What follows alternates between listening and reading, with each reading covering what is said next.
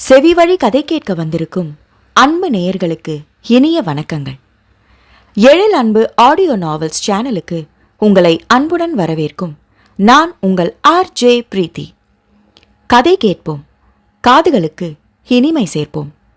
இந்த ஆடியோ நாவல் உங்களுக்கு பிடிச்சிருந்தா லைக் பண்ணுங்க. உங்க கருத்துக்களை கீழே கமெண்ட்ஸ்ல சொல்லுங்க. உங்க நண்பர்களுக்கும் ஷேர் பண்ணுங்க. நம்ம சேனலில் தொடர்ந்து கதைகளை கேட்டு மகிழ சப்ஸ்கிரைப் பண்ணுங்க. கூடவே பெல் பட்டனையும் தட்டிவிடுங்க. இப்ப கதை கேட்கலாம் வாங்க. எழுத்தாளர் எழில் அன்பின் பாலையில் பனித்துளி, அத்தியாயம் 7. புரண்டு புரண்டு படுத்து பார்த்தும் பிரதாபனை சிறிதும் அண்டவில்லை உறக்கம். ஏதோ ஒன்று குறைவது போலான உணர்வு அவனை ஆட்கொண்டது. ஒன்றல்ல, 2 என்று சொல்ல வேண்டுமோ? 2 சின்ன சிட்டுகளின் அணைப்பும் ஸ்வரிசமும் தான் குறைகிறது என்பதனை சில நொடிகளிலேயே புரிந்து கொண்டான் அவன். புரிந்ததை ஏற்றுக்கொள்ளத்தான் அவன் மனம் தயாராக இருக்கவில்லை. மிஞ்சி மிஞ்சி போனால் 2 நாட்கள். 2 நாட்கள்தான் அந்த குழந்தைகள் அவனுடன் இருந்தன. அந்த 2 நாட்களிலேயே அவர்கள் தன் அருகில் இல்லாததை குறையாக நினைக்கும் அளவிற்கு தான் பலவீனமாகிவிட்டோமா என்ன? தனக்குள்ளேயே கேட்டுக்கொண்டான். அதுதான் உண்மை என்று இடித்துரைத்தது மனம். அந்த உண்மை கசந்தது. இப்படி தான் எந்த ஒரு விஷயத்திற்கும் யாருக்காகவும் ஏங்கக்கூடாது, எதிர்பார்க்கவும் கூடாது என்றுதானே யாரையும் அண்டவிடாமல் தனக்கென ஒரு வளையத்தை அமைத்துக் கொண்டு அதற்குள் வாழ்ந்து வந்தேன். அந்த வளையத்திற்குள் யாரையும் நுழைய விடுவது அவனுக்கு அவனே வைத்துக் கொள்ளும் சோதனை அல்லவா? எந்த சோதனையையும் எதிர்கொள்ளவோ அனுபவிக்கவோ அவனுக்கு சிறிதும் விருப்பமில்லை. அவன் அவனாக மட்டுமே இருக்க விரும்பினான். அவன் மட்டுமே அவனுக்கு நிரந்தரம். அவனைத் தவிர அவன் வாழ்க்கையில் எதற்கும் யாருக்கும் இடமில்லை.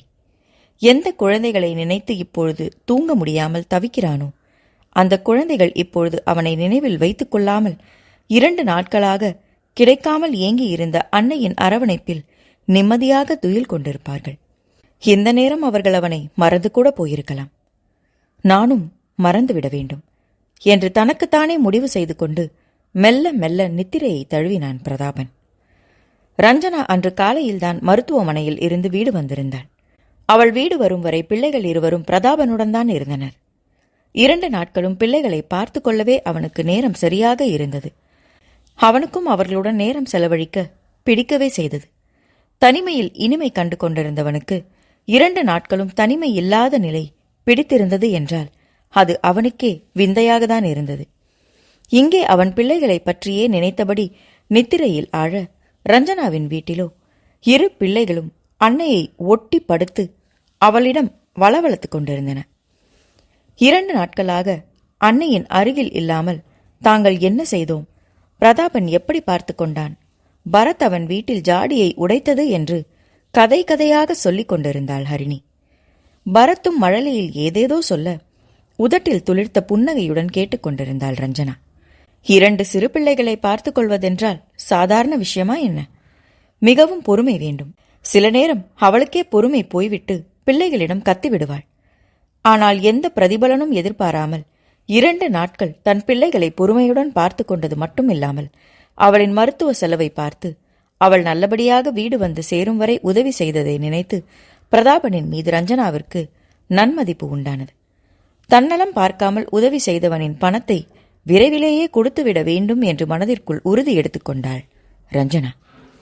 மறுநாள் காலை உணவு தயாரித்துக் கொண்டிருந்த போது வீட்டின் அழைப்பு மணி ஒலிக்க கதவை திறந்தான் பிரதாபன்.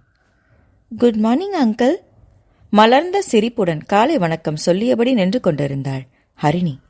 அவளை பார்த்ததும் அவனின் முகம் மலர்ந்து போயிற்று. Good morning pop. ஹரிணி, என்ன விஷயம் என்று கேட்டான். ஸ்கூலுக்கு கிளம்பிட்ட அங்கிள், அதான் சொல்ல வந்தேன், பாய் என்று கைகளை அசைத்தாள். இந்த பிள்ளைகள் தன்னை மறந்துவிடும் என்று நினைக்க, அதற்கு மாறாக அவனை தேடி வந்து பேசவும் அவன் மனம் நெகிழ்ந்தது. ஆனால் வெளியே ஒன்றும் காட்டிக்கொள்ளாமல், குட், கவனமா போயிட்டு வா, நல்லா படிக்கணும், சரியா என்று சொல்லியவன் கண்கள் பரத் எங்கேயாவது தென்படுகிறானா என்று தேடின. ஆனால் அவனின் சத்தம் கூட கேட்கவில்லை. ஹரிமா, உன் ஸ்கூல் பேக்கை எங்கடா வச்ச என்ற ரஞ்சனாவின் குரல்தான் கேட்டது. அம்மா கூப்பிடுறாங்க பாரு, ஓடு ஓடு என்று ஹரிணியை அனுப்பி வைத்துவிட்டு கதவை சாத்தினான். மனதில் இனம் புரியாத உற்சாகம் பரவ உதட்டின் ஓரம் ஒட்டிக்கொண்ட புன்னகையுடன் வேலையை தொடர்ந்தான் பிரதாபன். அப்போது அவனின் அலைபேசி ஒலி எழுப்ப அடுப்பை அமர்த்திவிட்டு கொதிக்க ஆரம்பித்திருந்த ரசத்தை ஒரு கிண்ணத்தில் தூக்கி ஊற்றி மூடி வைத்துவிட்டு வரவேற்பறையில் இருந்த கைபேசியை சென்று எடுத்தான். அதில் ஒளிர்ந்த பெயரை பார்த்ததுமே அதுவரை அவனின் உதட்டில் ஒட்டிக்கொண்டிருந்த புன்னகை அப்படியே உறைந்து போயிற்று. அழைப்பை ஏற்றவன் உடனே பேசாமல் இருக்க, ஹலோ தம்பி, நான் நீலகண்டன் பேசுறேன், நல்லா இருக்கீங்களா தம்பி என்ற குரல் அவனை பேச தூண்டியது. என்று தொண்டையை செருமிக் கொண்டவன், இருக்கேன், நீங்க எப்படி இருக்கீங்க என்று விசாரித்தான். எனக்கு என்ன தம்பி, இருக்கேன்.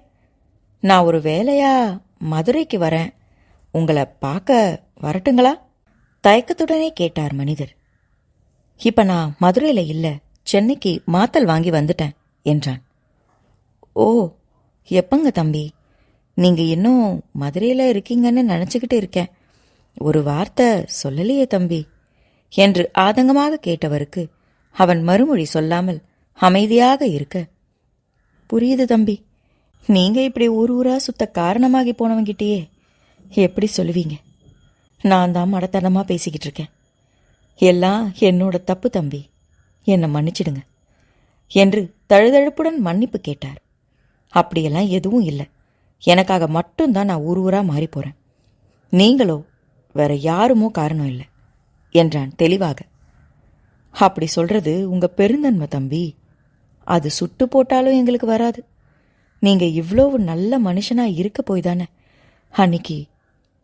அது எதுக்கு இப்ப, விடுங்களேன், முடிஞ்சு போனதை பத்தி பேசி எதுவும் ஆக போறதில்ல. பழைய விஷயத்தையே நினைச்சு மனசை குழப்பிக்காம நிம்மதியா இருங்க. சென்னைக்கு வந்தா சொல்லுங்க, அட்ரஸை தரேன், மீட் பண்ணலாம் என்று அவரின் பேச்சை கத்தரித்துவிட்டு பேச்சை முடித்துக் கொள்ள முயன்றான். வருஷம் கடந்தாலும் மனசார மாட்டேங்குதே தம்பி, என்ன பண்ண? நான் கட்டையில போற வரைக்கும் என் மனசு ஆறாதுதான் என்றார் பெருமூச்சுடன். பிரதாபனும் எந்த சமாதானமும் சொல்லவில்லை. சொன்னாலும் ஏற்றுக்கொள்ளாமல் மீண்டும் அதேதான் புலம்புவார் என்போது சொல்லி என்ன ஆகப் போகிறது என்ற எண்ணமே காரணமாகி போனது. அவன் எதுவும் பேச பிரியப்படவில்லை என்று புரிந்துவிட, சரிங்க தம்பி, மெட்ராஸ் பக்கம் வர முடியுமான்னு தெரியல, உடம்பு முன்ன போல இல்லை, வயசாயிடுச்சு பாருங்க, கடவுள் சித்தம் இருந்தா நான் கண்ணை மூடுறதுக்கு முன்னாடி உங்களை ஒரு முறையாவது பார்த்துடணும் தம்பி என்றார் மனிதர். கட்டாயம் பார்க்கலாம், கவலைப்படாதீங்க என்று மட்டும் சமாதானம் சொல்லிவிட்டு அழைப்பை துண்டித்தான் பிரதாபன். நீலகண்டனிடம் பேசிவிட்டு வைத்ததும் அவன் மனம் எங்கெங்கோ சென்றது. அப்படியே சில நொடிகள் சோஃபாவில் தளர்ந்து அமர்ந்து விட்டான். அப்போது வெளியே பரத்தின் அழுகை சத்தம் கேட்க நினைவுகளை உதறிவிட்டு நிகழ்காலத்திற்கு வந்தவன் காதை தீட்டிக்கொண்டு வெளியே கேட்ட சத்தத்தில் கவனத்தை செலுத்தினான். நானும் போத என்று அழுகையுடன் பரத் மழலையில் சொன்னது முதலில் புரியவில்லை என்றாலும் மீண்டும் மீண்டும் அவன் சொன்னதை வைத்து புரிந்து கொண்டவனின் அதரங்களில் புன்னகை ஒட்டி கொண்டது. எங்கே போனோமா இவனுக்கு என்று நினைத்தபடி ஆர்வம் தாங்காமல் எழுந்து சென்று கதவை திறந்து பார்த்தான். பள்ளி செல்ல கிளம்பிய ஹரிணி லதாவுடன் மின்தூக்கியில் நுழைய, நானுக்கா என்று தானும் செல்ல வேண்டும் என்று பின்னாலேயே ஓடினான் பரத். நீ அடுத்த வருஷம் ஸ்கூல் போலாம், இப்போ அக்கா ஸ்கூல் போயிட்டு சீக்கிரம் வந்துருவா என்று மகனை இழுத்து பிடித்து சமாதானம் சொல்லிக் கொண்டு இருந்தாள் ரஞ்சனா. டாடா பரத் என்று மின்தூக்கியில் இருந்தபடி ஹரிணி சொல்ல, தாத்தா வேணா, நானும் வருவேன் என்று தானும் வருவதாக கையை விரித்தான் பிள்ளை. இவன் இப்படிதான் குதிச்சுக்கிட்டே இருப்பான், நீங்க அவளை கூட்டிக்கிட்டு போங்க, வேன்ல ஏத்தி விட்டுட்டு வாங்க லதாமா, இவனை நான் பாத்துக்கிறேன் என்று ரஞ்சனா சொன்னதும் லதாவும் மின்தூக்கி கதவை மூடினார். கதவு மூடப்பட்டதும் விட்டு விட்டு செல்கிறாளே என ரஞ்சனாவின் கைகளில் நிற்காமல் ஆர்ப்பாட்டம் செய்தான் பரத். மருத்துவமனையில் இருந்து வந்து உடம்பும் பலவீனமாக இருக்க மகனுடன் அப்படியே தடுமாறி ரஞ்சனா சட்டென்று சுவரை பிடித்துக் கொண்டு நின்றாள். ஹேய் குட்டி பையா, என்ன பண்ற என்று பிரதாபன் குரல் கொடுக்க அவனை கண்டதும் சட்டென்று அமைதியாகி வெட்க புன்னகை பூத்தான் பரத். பிரதாபனை ரஞ்சனா சங்கடமாக பார்க்க, எப்படி இருக்கீங்க ரஞ்சனா? அதுக்கப்புறம் ஃபீவர்லாம் வரலையே என்று இலகுவாக பேச்சு கொடுத்தான். இல்லை சார், லேசா சோர்வா மட்டும் இருக்கு, மற்றபடி நல்லா தான் இருக்கேன் என்று அவள் பதில் சொல்லிக் கொண்டிருக்கும் போதே அவளிடமிருந்து இறங்கி பிரதாபனிடம் வந்து அவனை தூக்கச் சொன்னான் பரத். உள்ளுக்குள்ளே லேசாக வியந்தாலும் ஆசையாக அவனை தூக்கிக் கொண்டான் பிரதாபன். பரத் பிரதாபனின் வீட்டிற்கு போகச் சொல்லி கையை காட்ட, பரத், சாரை தொந்தரவு பண்ணாத, அம்மா கிட்ட வா, சாப்பிட போலாம் என்று அழைத்தாள். தொந்தரவெல்லாம் எதுவும் இல்லை, இருக்கட்டுமே என்றவன், இன்னும் சாப்பிடலையா குட்டி நீ என்று பரத்திடம் கேட்டான். அவன் தன் குட்டி உதடுகளை அழகாக விரித்து இல்லை என்று தலையை அசைக்க அந்த அழகு அவனை மயக்கியது. அங்கிள் ரசம் சாதம் வச்சிருக்கேன், சாப்பிட்றியா என்று கேட்டதும் யோசனையுடன் அவன் முகம் பார்த்த பரத் சம்மதமாக தலையை அசைக்க, ஐயோ அதெல்லாம் ஒன்றும் வேணாம் சார், வீட்டில் லதா இட்லி செஞ்சிட்டாங்க, அவனுக்கு அதையே கொடுத்துக்கிறேன் என்றாள் ரஞ்சனா. பரத்துக்கு இட்லி வேணுமா இல்லை ரசம் சாதம் வேணுமா? பிள்ளையிடமே சாய்ஸை விட்டுவிட, அச்சம் சாஜம் என்றான் பிள்ளை. பிரதாபன் பிள்ளையின் விருப்பத்தை சுட்டிக்காட்டி தோளை குலுக்க அவனை சங்கடமாக பார்த்த ரஞ்சனா, பரத் என்று மகனை அதட்டினாள். ஏன், என் வீட்டில் அவன் சாப்பிடக்கூடாதா? பிரதாபன் ஒரு விதமாக கேட்க, அப்படி இல்லை சார், அவன் சரியா சாப்பிடவே மாட்டான், நானே மல்லு கட்டி தான் அவனை சாப்பிட வைக்கணும், உங்களுக்கு எதுக்கு வீண் சிரமம் என்றாள். எனக்கு ஒரு சிரமமும் இல்லை, வயிறு பசியா இருந்தா அதெல்லாம் சமத்தா சாப்பிட்ருவான், நான் பார்த்துக்கிறேன் என்று பிரதாபன் பரத்தை தன் வீட்டிற்குள் தூக்கிச் சென்று விட, இதென்னடா வம்பு என்பது போல் பார்த்து கொண்டு நின்றிருந்தாள் ரஞ்சனா. அவனிடம் அழுத்தியும் மறுப்பு சொல்ல முடியாமல் அவன் தங்களுக்கு செய்த உதவி குறுக்கே நின்றது. பிரதாபனும் வேண்டுமென்றே செய்யவில்லை என்றாலும் பரத்தே வருவதாக சொன்ன பிறகு அவனை விட்டுவிட்டு அவனுக்கும் வர விருப்பமில்லை. அவனுடன் இருந்த 2 நாட்களும் முறைத்து கொண்டும் அழுது கொண்டும் இருந்த பிள்ளை இப்பொழுது தானாக வந்து தூக்க சொல்லி உணவு கேட்கும்போது எப்படி விடுவான்? மாவு இருந்தாலும் சில நேரம் காலையில் சாதம் சாப்பிட வேண்டும் போல இருந்தால் சாதம் வடித்து விடுவான். இன்றும் அதே போல சாதம் வடித்து ரசம் வைத்து உருளைக்கிழங்கு பொரியலும் வைத்திருந்தான். நீலகண்டனிடமிருந்து போன் வருவதற்கு முன்பே உணவை தயார் செய்திருந்ததால் இப்போது சின்ன டைனிங் டேபிள் மேல் உணவை கொண்டு வந்து வைத்து நாற்காலியில் அமர்ந்து பரத்தை மடியில் அமர வைத்துக் கொண்டான். தட்டில் சிறிது சாதம் போட்டு ரசம் ஊற்றி நொறுங்க பிசைந்தான்.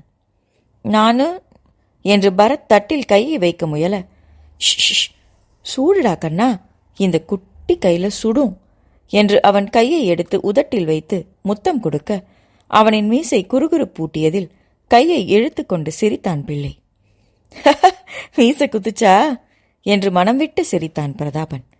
கூடவே தானா இப்படி சிரித்தோம் என்று வியப்பாக தோன்ற அவன் சிரிப்பு அப்படியே உறைந்து போனது. தான் இப்படி வாய்விட்டு சிரித்து எவ்வளவு நாள் இருக்கும்? இல்லை இல்லை, வருடம் இருக்கும் என்று நினைக்க வேண்டுமோ? ஆம், அவன் மனம் விட்டு சிரித்து சில வருடங்கள் இருக்கும்.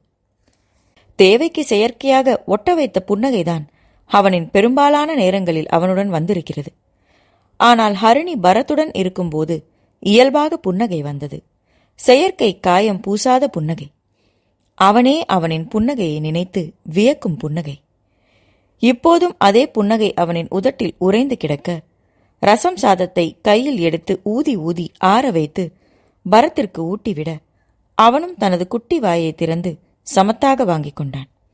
கூடவே உருளைக்கிழங்கு பொரியலையும் கேட்க, அதுல காரம் போட்டுட்டேனே, இந்த சின்ன குட்டிக்கு உரைக்குமே என்று பிரதாபன் சொல்ல பரத் அது புரியாமல் வேண்டும் என்று கேட்டு அடம் பிடித்தான். ஒரே ஒரு சின்ன துண்டை எடுத்து பரத் வாயில் வைக்க அதன் சுவையை உள்வாங்கி கண்களை சுருக்கி முகம் சுளித்தவன் நாக்கை நீட்டி சப்பு கொட்டினான். அவனின் பாவனையை ரசித்து பார்த்தான் பிரதாபன். உரைத்தாலும் அந்த சுவை அவனுக்கு பிடித்திருக்கிறது என்று புரிந்தது. பரத்குட்டிக்கு பிடிச்சிருக்கா என்று கேட்க தலையை ஆட்டி ஆமாம் போட்டவன் இன்னும் கேட்டான். சாதம் ஒரு வாய் கிழங்கு ஒரு வாய் என்று ஊட்டிவிட பரத் சேட்டை செய்யாமல் சாப்பிட்டான். பரத்து என்று அப்பொழுது வாசல் பக்கமிருந்து லதாவின் சத்தம் வர, கதவு திறந்துதான் இருக்கு, உள்ள வாங்க என்று பிரதாபன் குரல் கொடுக்க வெறுமென சாத்தி வைத்திருந்த கதவை திறந்து உள்ளே வந்தார் லதா. ஆயா! அவரை பார்த்ததும் பரத் கையை தட்டி குதுகலிக்க, பரத்தை அழைச்சிட்டு போலான்னு வந்தீங்க சார், அவங்க அம்மா இவன் இங்க என்ன செய்யறானோன்னு புலம்பிக்கிட்டு இருக்காங்க என்றார் லதா. அவன் இன்னும் சாப்பிட்டு முடிக்கல, சாப்பிட்டதும் நானே கொண்டு வந்து விடுறேன் என்று சொல்லிக்கொண்டே பரத்திற்கு கொடுக்க அவனும் வாங்கி சாப்பிடுவதை அதிசயத்து பார்த்தார் லதா. பரத்தா இது? ஆச்சரியமா இருக்குங்களே சார். நானும் இவன் அம்மாவும் இவனை சாப்பிட வைக்கணும்னா குட்டி கர்ணமே அடிக்க வைப்பான். வீடெல்லாம் ஓடி ஓடி வருவான். விரட்டி பிடிச்சி ஊட்டி விடுறதுக்குள்ள எங்களுக்கு பசிக்க ஆரம்பிச்சிரும். உங்ககிட்ட அடமே பிடிக்காம சாப்பிட்றானே என்றார் வியப்பாக. அப்படியா? பரத் பையன் அவ்வளோ சேட்டை செய்வானா என்று அறியாதவன் போல கேட்டான் பிரதாபன். முதல் நாள் அவனுடன் இருந்தபோது சாப்பிட ஆரம்பத்தில் அவன் அடம் பிடித்ததை கண்டிருக்கிறான் தானே. அவர்கள் ஏதோ பாராட்டுவது போல வெட்கத்துடன் சிரித்தான் பிள்ளை. அவனின் வெட்க சிரிப்பு அப்படியே மனதை அள்ளிக்கொண்டு போனது. தன் மனம் தன்னை அறியாமலேயே கொஞ்சம் கொஞ்சமாக அந்த பிள்ளையின் புறம் சாய்வதை உணரவே செய்தான் பிரதாபன். அது நல்லதற்கா கெட்டதற்கா என்ற வாக்குவாதத்திற்குள்ளே அவன் போக விரும்பவில்லை. இந்த பிள்ளைகளிடம் பழகுவதால் அப்படி என்ன ஆகிவிடப் போகிறது என்று அலட்சியமாக நினைத்தான் என்று கூட சொல்லலாம். ஆனால் லதா இங்கே நடந்ததை ரஞ்சனாவிடம் போய் சொல்ல, இது எங்க போய் முடியப் போகிறதோ என்ற பயம்தான் அவளின் மனதை முதலில் கவ்வியது.